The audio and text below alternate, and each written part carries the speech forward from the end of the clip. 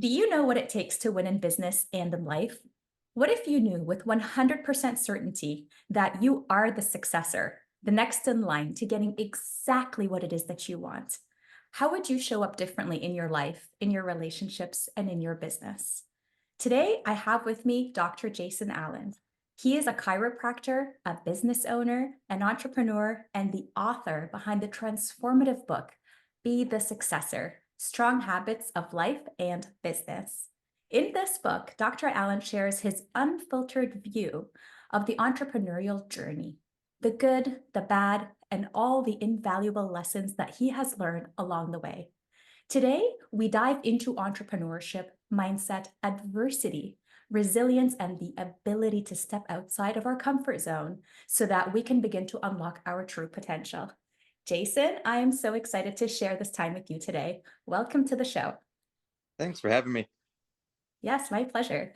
So, Jason, I am curious, what motivated you to share your journey and your lessons through your book, Be the Successor? I've always had that entrepreneurial spirit, uh, dating way back. I've always been very competitive and I've always wanted to be the best. But about 10 years ago, I was personal training. This was way before I was doing any sort of chiropractic.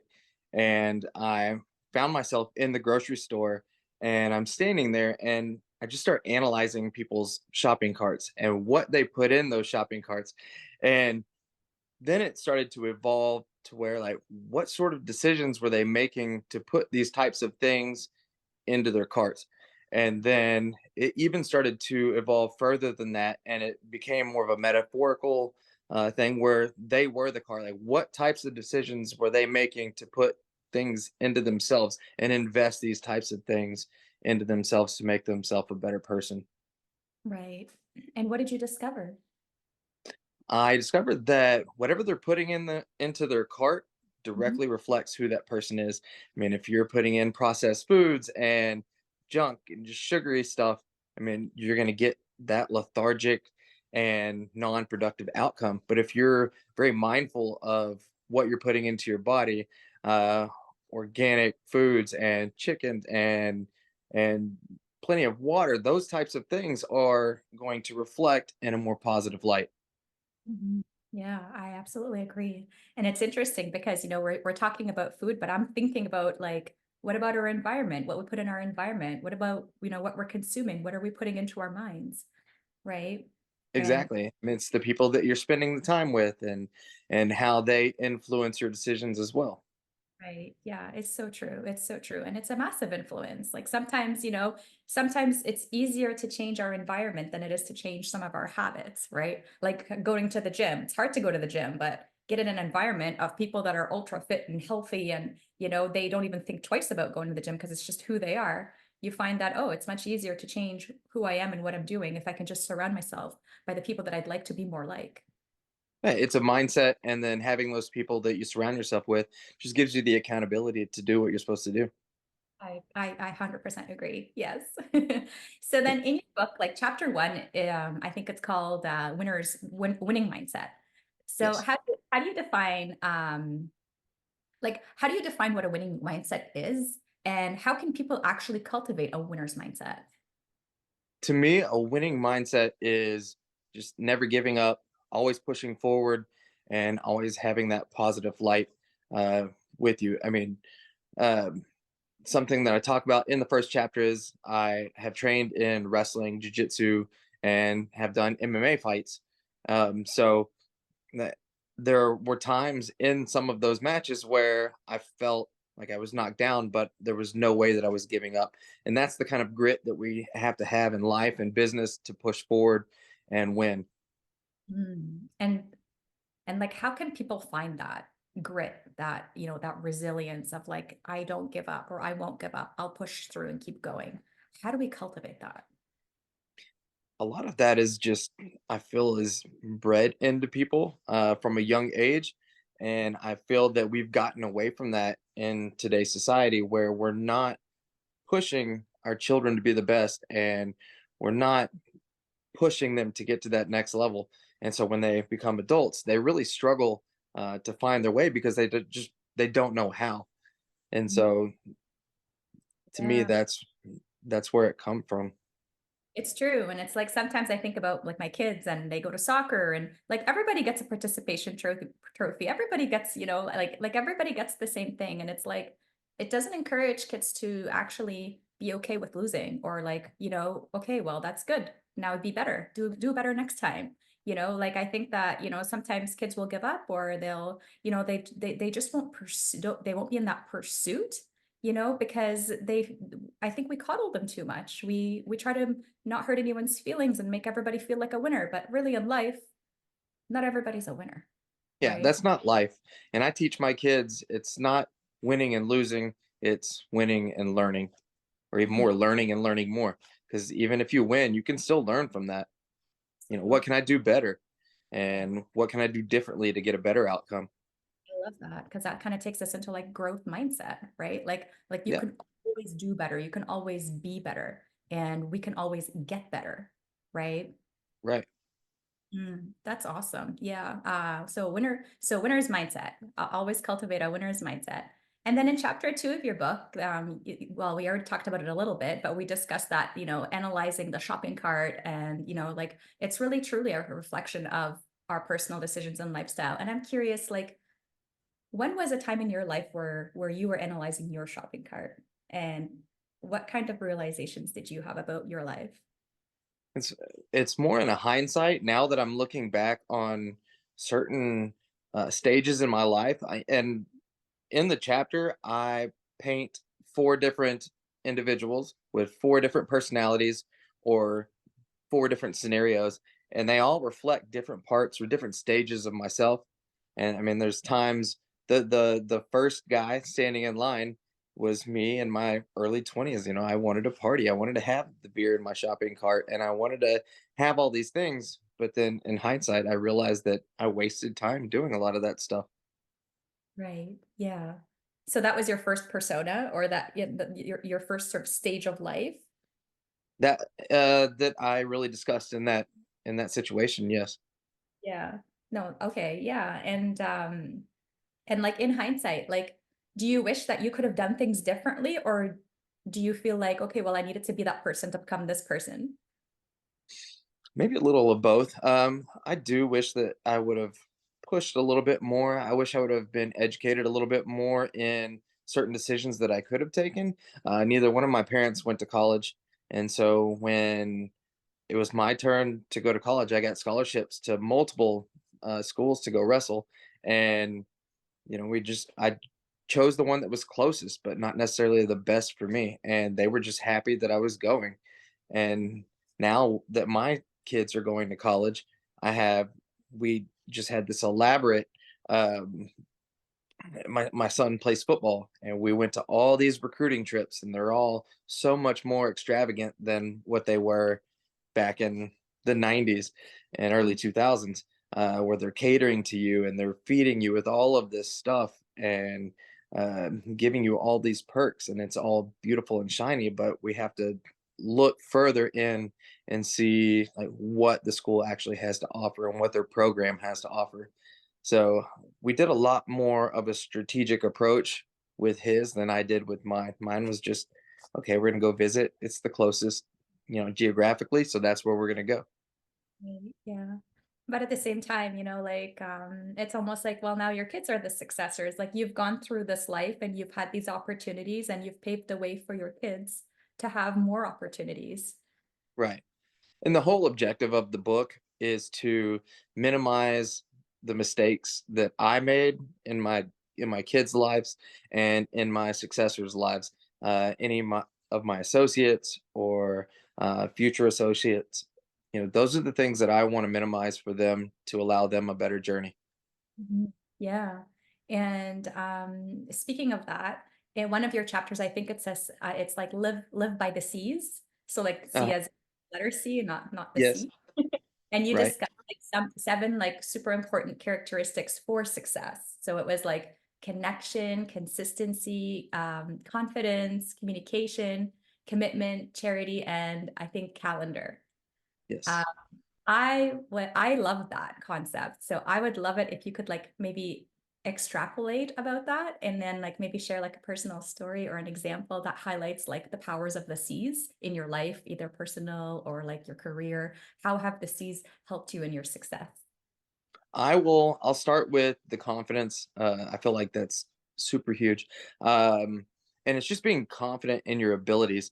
About a year ago, a little over a year ago, there was a situation. I was sitting pretty much right where I am now, watching a football game. It was just before New Year's, and I I'm sitting here with a friend of mine. We'd just been hanging out all day. My wife and two of my kids had come home at about 10 o'clock in the evening, and she had gone in the room just to let the guys have their guy time and watch football. And then she came back out into the living room. She was like, "I think I heard gunshots in the front yard." And I was like, it's New Year's, right before New Year's, so kids are probably just shooting off fireworks, no big deal." And then she went back in the room, and a couple minutes later, she's like, "There's a guy with a gun in our front yard." And so I went and I grabbed my gun and I went outside, and I see this silhouette like across the street, and it's dark. It's at this point 11 p.m. at night or so. And I just see the silhouette of a guy, and he keeps leaning over and standing back up and leaning over and standing back up. And I have my gun drawn on him because I don't know who it is and what's going on. And then he turns, and I see a reflection of his emblem on his uniform, and I realized it was a cop. And so I handed my gun off, and I holler out, "Is like, are you okay?" And he yells, "I've been shot." And so I I didn't even think about it, but I run off across the street, and he's laying on the ground at this point as I get over there. Then my friend, as he puts the gun up, runs out to help me, and we're examining the guy. I'm like, "Where have you been shot?" And he's kind of going in and out of consciousness, and he just kept repeating, "I've been shot." And so it's dark, and we carry him over to the corner underneath the street light, and we call it in where there's a street sign, so the other officers know where to come. And so all of a sudden I'm examining this body, and I'm looking, and I just see blood bubbling out of his leg. And so the only thing I can think of is that the femoral artery, if that's been hit, we need to really stop bleeding in that area. So I take off and I run back in the house, and I grab two belts, and because we had noticed that he had been hit in the arm as well. I run back out. We start applying tourniquets, and at this point, EMT and everybody, all of the authorities come up and surround us and surround the body, and they take care of him. And the thing is in that situation, it was spur of the moment. I had no idea what was going on, had no idea where the shooter was, and I just run out there. I was confident in myself, confident in my abilities from all of my training, and it was just, hands on, and we just got after it. Yeah, wow, that's a traumatic experience. And yeah, I think like most people tend to kind of, go to the fight, flight, or freeze mode. And for you, you were like, I'm going after it. I'm gonna help. I'm gonna do what I can. And yeah, maybe it's confidence and courage also, Yeah. despite not knowing if the shooter's out there, if you're gonna get hurt, you did it anyway, right? Yeah. I mean, that didn't even cross my mind really until after the fact. I was like, okay, I just got to go help somebody. I think that's the And part of you. so, Yeah. and then after the fact, I went to go visit the guy in the hospital. He had already been discharged, so I didn't get to see him there. And he actually came to my office, and we met after the fact, and we Yeah. formed a relationship, and it's been great. So is this kind of where one of your C's, like, is this where you drew your inspiration for confidence? Or is just Uh, kind of one of the I stories? actually rewrote the confidence chapter after, so I had it written out previously. I mean, I knew confidence is a big thing that you have to have, and I had it written, and I wasn't completely sold on it. And then we went back through and redid it. Oh yeah, that's awesome. Because and it's funny, I think that's kind of the creative writing process, right? It's an iteration where you continue to refine until it feels and sits right with you.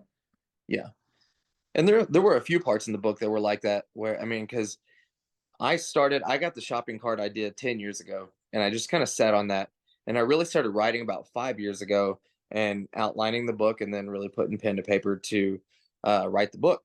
And over those years, my mindset changed significantly. So there were a lot of things that we had to go back through and change or tweak because I don't think that way anymore.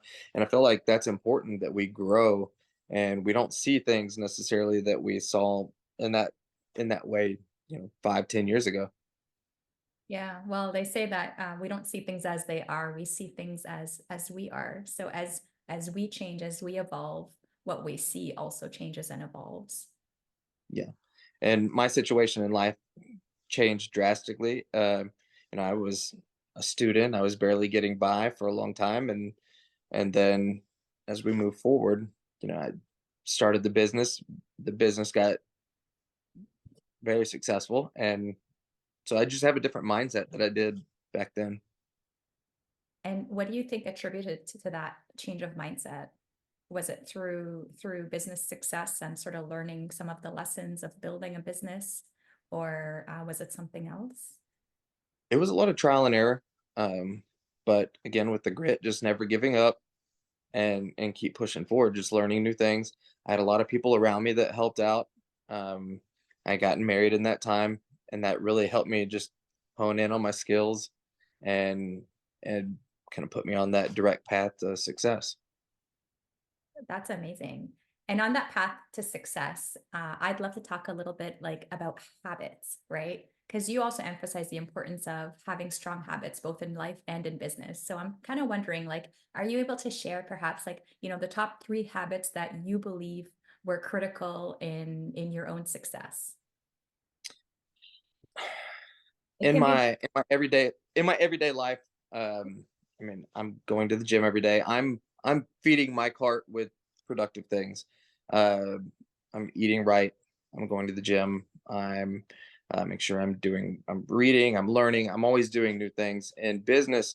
Well, I guess this could be life too. My wife and I decided like 4 or 5 years ago that on Wednesday mornings we were going to do what was called Workshop Wednesday, and we sit down together and we outline where we want our life to go and what our goals are, and then in more incremental steps how we can get to each milestone.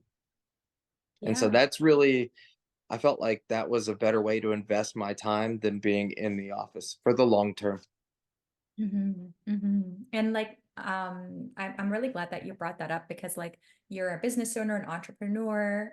You've, got multiple things on the go at the same time. You have a family, children, a wife, and like, how do you balance all of that and sort of keep everything moving without, necessarily dropping the ball? Or like sometimes we tend to overinvest in our business and then our family sacrifices, or sometimes we're too invested in our personal issues that we tend to, lose sight of some of the business things that need to get done. And I'm just, I don't believe in like this whole idea of like, oh, work-life balance. I don't know if there's ever a balance for an entrepreneur. But I guess my question is like, how do you ensure more harmony between your personal and your professional life? It's very difficult because trying to balance everything is very tough because things come up unexpectedly and you just have to adjust.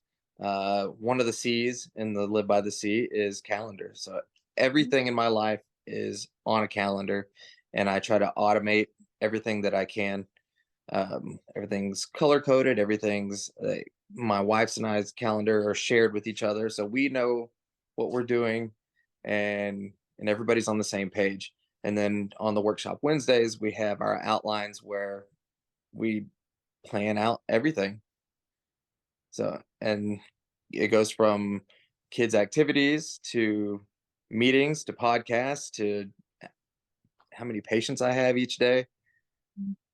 Now that's awesome. That's awesome. I think that one of the most important things in relationships is communication, especially if the family's living a super busy lifestyle, so communication is always key so that surprises can be minimized as much as possible.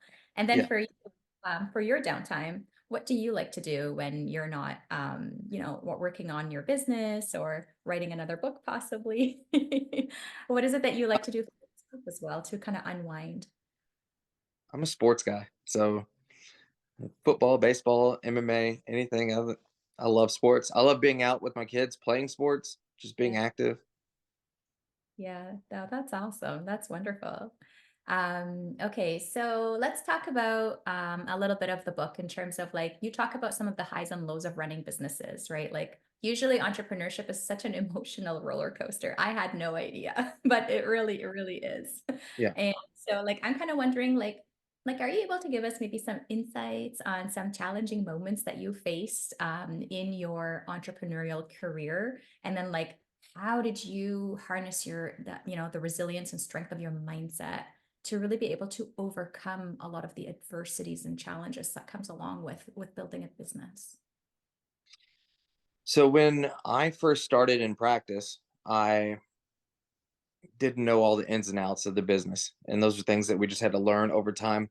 Um, I started doing a lot of personal injury work with attorneys. So I'm networking with these attorneys, and they were nice enough to take me to lunch and be like, "Hey, you're not charging enough, or you're not doing this, or whatever." So they kind of had, directed me down certain paths. Um, but when you're in school, they don't teach you any of that stuff. It's you either have that mindset or you don't. That's why a lot of professionals, like, they either go teach or they are just an associate for somebody because they don't have that mindset or the knowledge to do that. Yeah, that's true. It's like it's like we go to school to learn certain professions, but they don't really teach you how to run a business, how to make a Right. profit, how to, how to stay open year over year. We don't really get taught those life skills. Yeah. And that's And what I try to teach with my kids too, is that we need to learn this now, that way, and develop that mindset. That way when you do get out in the real world, it's not a shock. well, I think like I think we should all teach our kids the entrepreneurial mindset, right? Like I wish I had been taught, you don't have to go work for someone. You can work for yourself. And even better, you can help give other people jobs, right? Like, I Right. think in school, like, I don't think we're necessarily taught to think big. I think we're taught to think within the system, Yeah. And that's right? a good point too. I think another challenging thing in being an entrepreneur, so like we're looking at franchising our office now, is um, getting the right people in place. It's very important to have those people in place. And in today's society, a lot of people don't want to work, and a lot of people don't want to put in that effort to run a business, even if it is facilitated from somebody else. That's so true. So then, like, I'm curious, when you say right people, what would you look for in identifying who is the right person to franchise out the business? And of Somebody course, that's going to work, somebody that's going to put in the work, yeah. and not just, oh, I want to work 3 days a week, or I want to work half days on these days. It doesn't work that way. Right. When you're in entrepreneurship, when you're a business owner, it's 7 days a week for the first however many years. Even if Yeah. you're not physically at the office, your mind is constantly going.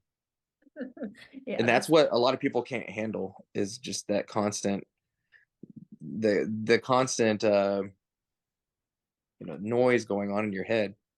chatter.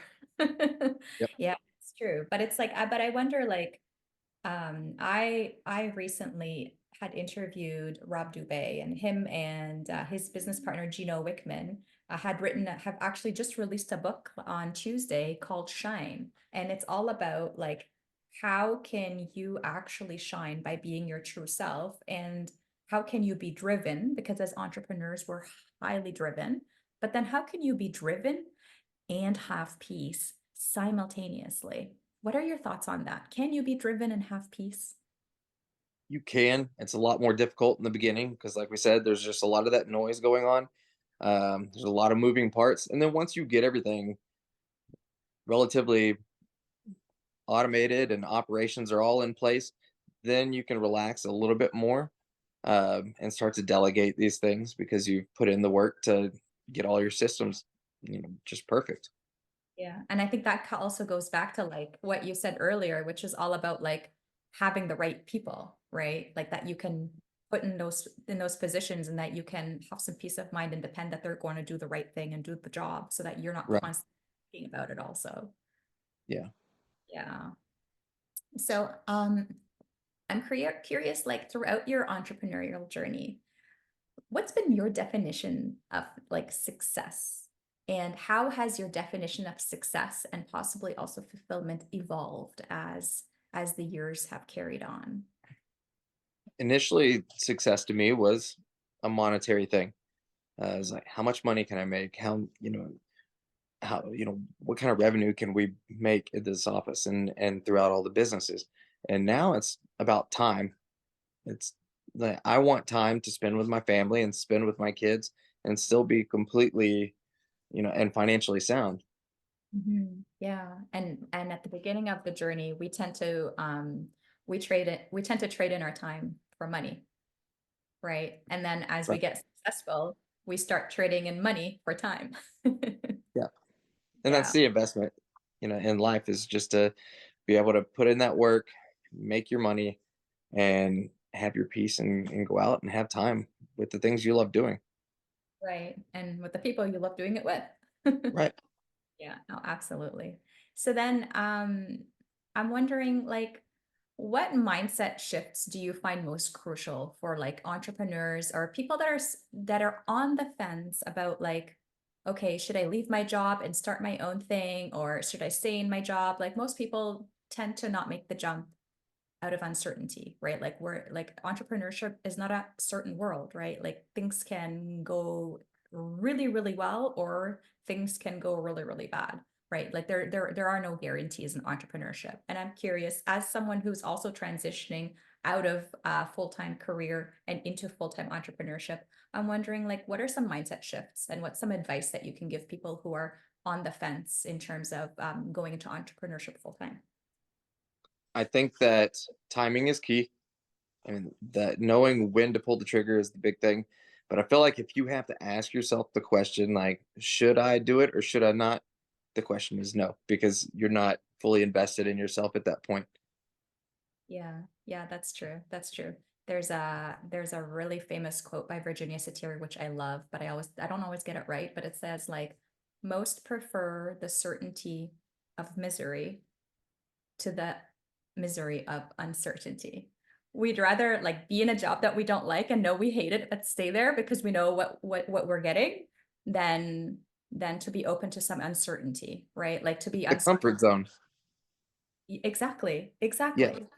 And when It's you're easy, but it nothing grows there. I mean, absolutely nothing. Absolutely nothing. And I think like it's also about like for me personally, it's been about like take what's the next smallest step that I can take that gives me a little bit more freedom? Like for me, it was like reducing an hour a day from work, right? Like, okay, take a little bit of a pay cut and take off an hour, then shave off 2 hours. Like what can I do that can create some flexibility so that I can go and try to experience something, right? Use up my vacation to go fly somewhere to a mastermind to immerse myself in that environment so that I can sort of I can get a window into the world of entrepreneurship and then decide, oh, does this resonate with me or does this not feel like it's a place where I could thrive or I don't see myself associating with, entrepreneurs. So I think like taking those small steps for me personally has been super helpful in giving me the confidence that I need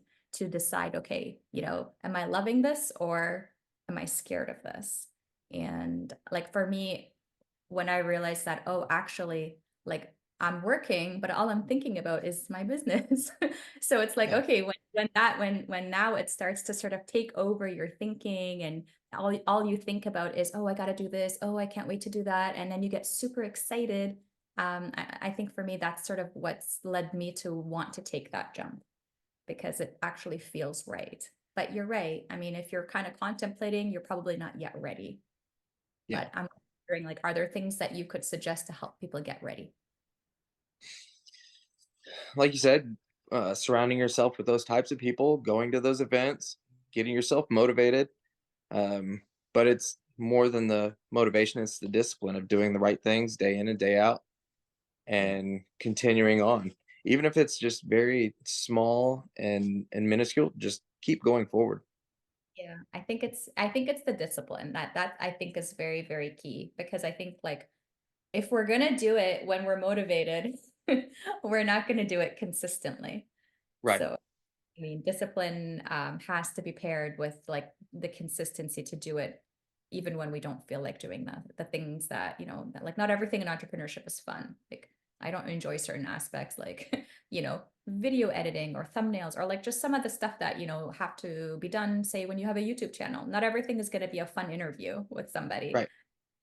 but it's all But you part have of the. to, that's anything too. Like in my practice, I love interacting with patients and I love treating them, but I completely despise doing notes. Like just sitting there and doing the paperwork and the insurance stuff and everything. That's, Mhm. I wish that I could just stay out and treat patients all day and not have to worry about doing notes. But that's what gets you paid, not That's the actual treatment. Because if I did the treatment and I didn't do the things that I didn't enjoy doing, I would never get paid. that is so true. I think it kind of just comes with the territory. It's part of the package. It's an, all Yep. or nothing until you're able to somehow delegate that to someone else when it's possible. Yep. Yeah. So, okay, so let's talk about like unlocking one's true potential. Okay, so what advice do you have for people who feel stuck, or just like they're just not sure about their life's path or what their potential is? Like, some people don't know always, like, what is my purpose? What do I want? And they struggle to really understand what that means. Do you have advice for people who want to unlock their true potential, who want to live in their life's purpose, but they're not really sure where to begin? I feel like once you find that thing that you love, that you really enjoy doing, you just gravitate towards that. And then you figure out a way to get to what you want, like go in the direction that you want to go. But you have to find what you love first. I mean, if you're like sitting at a desk job every day, some people are okay with that. But if we're talking about entrepreneurs, that's not what you really want to do. You want to be out, but you have to find what you love so that you know where to go in the first place.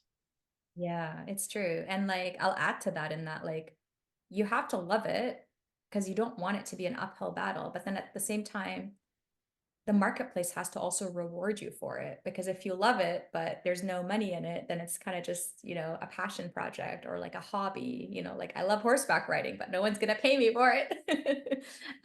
So I think, like, I think it has to be something also of value, right?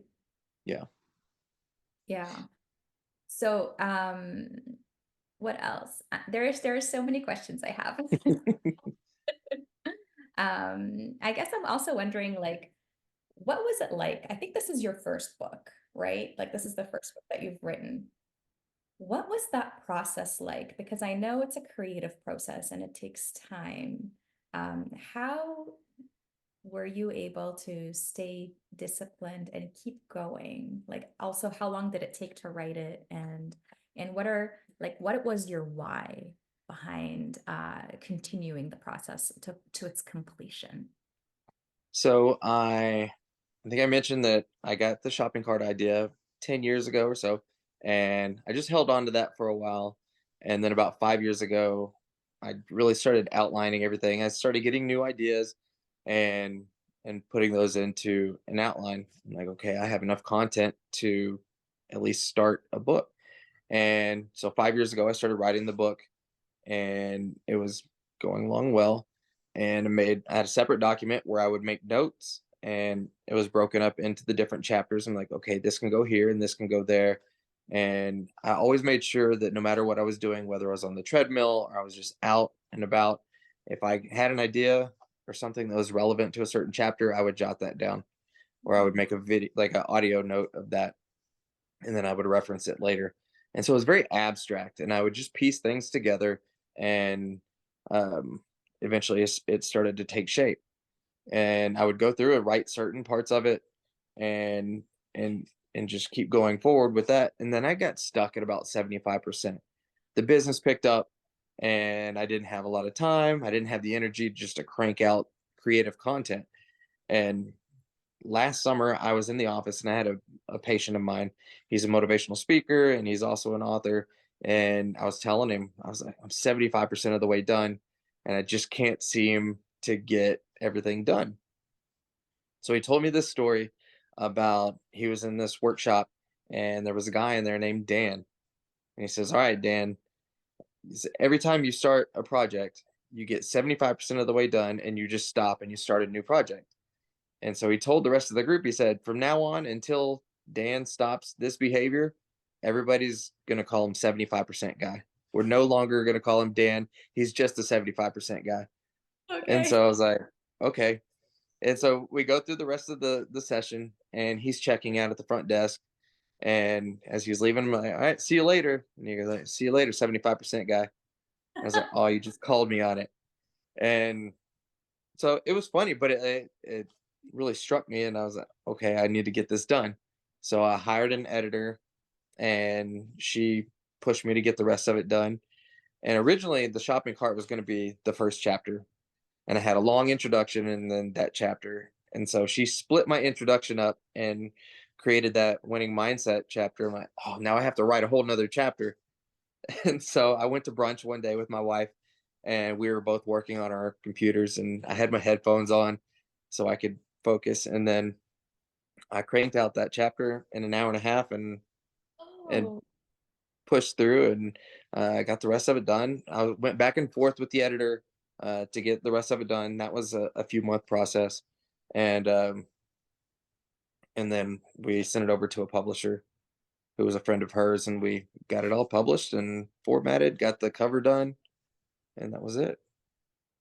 that's awesome. And it sounds like accountability is key, right? Yeah. Like to hire someone who's going to be on you because although we have great intentions to do things and get things done, life happens, right? Right. Businesses, your attention is divided, and having sort of someone that holds you accountable to your deliverables, right? Kind of like a coach.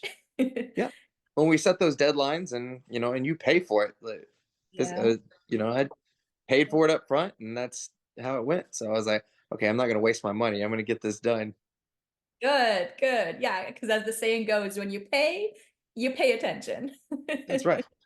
Absolutely, absolutely. Yeah, I think it's key to have those accountabilities in place, and I think also we tend to do a lot more for other people than we will ever do for ourselves. And when we make a commitment, I think I think it also speaks a little bit to our identity, right? Yeah. Like the guy that was like the 75% guy, right? I'm sure that didn't feel very good, and I think it No. takes that time for us to shift to like, no, I'm someone who gets things done, right? I get Right. things done. I'm not a 75% guy, and I'm tired of people calling me that.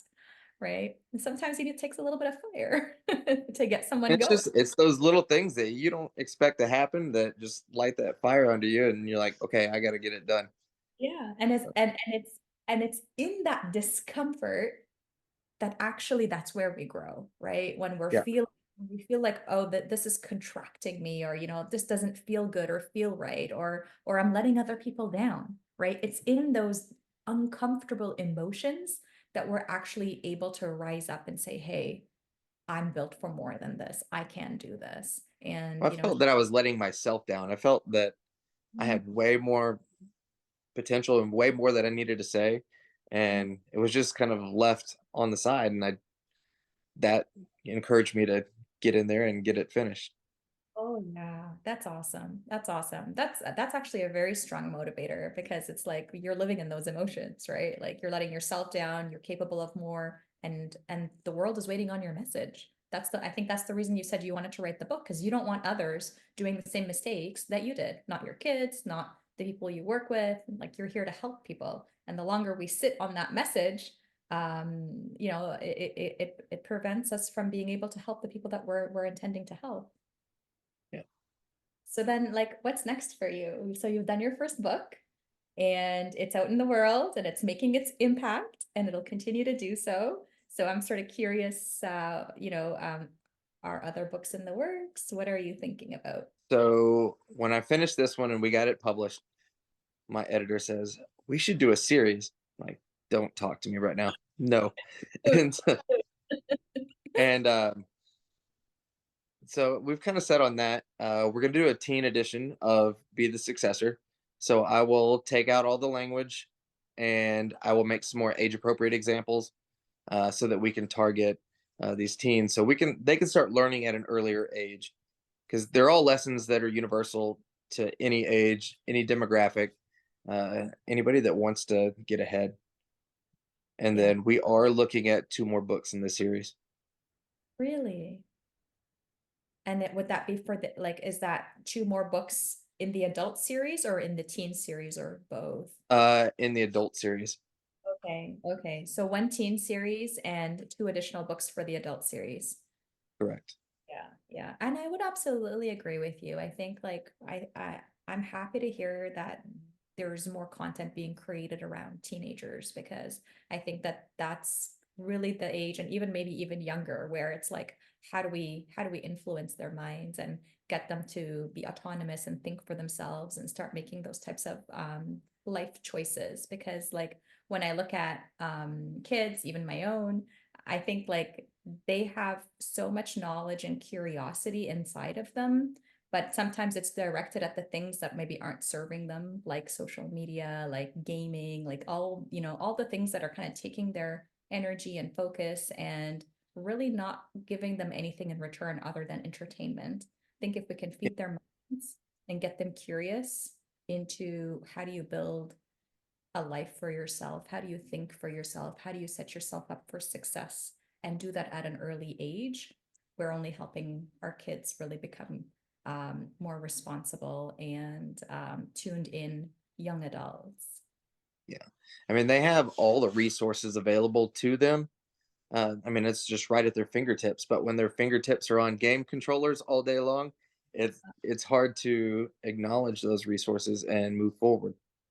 I agree. I agree. And it's like, how do you shift them to like learning and education when they've got those devices and all their friends? It's almost like a social thing, right? Like when we were young, school ends when school ends. You didn't always have a way to communicate with people from school. And now it's like, well, they're, they're in the game Fortnite and they're all together and it's kind of like a party, right? And it's like, okay, how do you help someone make different choices for themselves and not always conform to what everybody else is doing? I guess it's like how can you create kids that are nonconformist? Yeah. Um, it's funny you say that. So our oldest son went off to college, and so he's playing football over at Texas Tech. So our younger sons like to play Fortnite with him so that they can stay in touch. So I admire that and I appreciate that. Um, but when it becomes a habit, it's when it's habit forming in a negative connotation, that's when it becomes a problem. So, Yeah. and I feel like it's up to us just to encourage them to have better habits. Like, for example, my 13-year-old the other morning, we went out and had coffee on the porch and talked about things like even we were discussing equity. I don't even know how it got brought up, but like just teaching him different things uh, so he can learn and be better rather than just sitting around playing games or doing nothing. And I just enjoyed spending the time together. Yeah, yeah, no, that's great. It's funny you mentioned that because it's like my kids have been asking me about like stocks and investments and how does that. So I don't know where they're getting it from, but actually I'm happy to hear about that. Well, instead of say consuming Fortnite, maybe you can buy a share, and you can own part of that company and just kind of getting them thinking a little bit beyond the consumption. Like and for me, it's always like they love following like YouTube and YouTube influencers. And I'm like, okay, so this YouTube influencer. So there's like two things. There's consumption and there's creation, right? This Yeah. YouTuber is creating. He's creative and he's creating videos for consumption. If we're watching his content, we're the consumers, right? So it's like, okay, what side do we want to live on? Yes, we should all consume to some extent, for sure, right? We can't live without consumption, but how do we become creators? And I had one person, I don't know if you know MJ DeMarco. He wrote like Millionaire Fast Lane. He's written some amazing, amazing books. And he's got this cool Fast Lane forum of all a whole bunch of entrepreneurs. And like one of them was saying like get them involved in your business, like get someone to like get them to do video editing, get them more involved in what you do so that they can see what the creation process also looks like, right? Yeah. To involved. And I think And a lot of times the kids only see what we're doing at face value. They don't see everything that goes on. And that's how I was growing up. My parents were they worked, they were blue collar, and that's all I saw, but I never saw behind the scenes. And I feel like we need to raise that curtain so the kids can see behind the scenes. and be a Oh, little bit more open and vulnerable with that side of it. yes, I would absolutely agree with that. I think that's something I also struggle with in terms of like not always showing that everything is great and everything is perfect, but really, okay, well, here's where I'm having a hard time, or here's where I'm struggling, and kind of letting them in. Because I think, like, it's easy to let kids see more of a superficial life where everything looks good, everything is great, but really letting them in, I think, is key to creating connection Yeah, also. and it's good, doing it in a way that it doesn't create stress for the kid, Mm. to where you're almost like victimizing yourself, but saying like, "Hey, like these are some hardships that I've had to come across, in my life, and these are some of the things that you don't see, and these are the mistakes that I don't want you to make. So I just want you to acknowledge that." Mhm. Yeah, I agree. I agree. Yeah, and I think that that's definitely part of our role as entrepreneurs and also as parents to paint a picture that's realistic, right? Where things aren't always perfect, but even when they're not, those situations, we look at them and we learn from them and we grow from them. Yeah. Yeah. Oh, that's wonderful. Well, Jason, thank you. This was a really wonderful interview. Now, Yeah. if people want to get your book or they want to follow your work, where's the best place that they can find you, and where's the best place that they can purchase the book? You can find me on Instagram. It's at Be the Successor Book, or on Twitter or X at Be the Successor. And you can find the book on Amazon. Perfect. Excellent. Well, Jason, thank you very much. I will link all of that up into the description of the YouTube video below. And hopefully we will see more books coming out in the near future. Yeah. Thanks for having me. My pleasure. My pleasure. All right, Jason, take care. You too.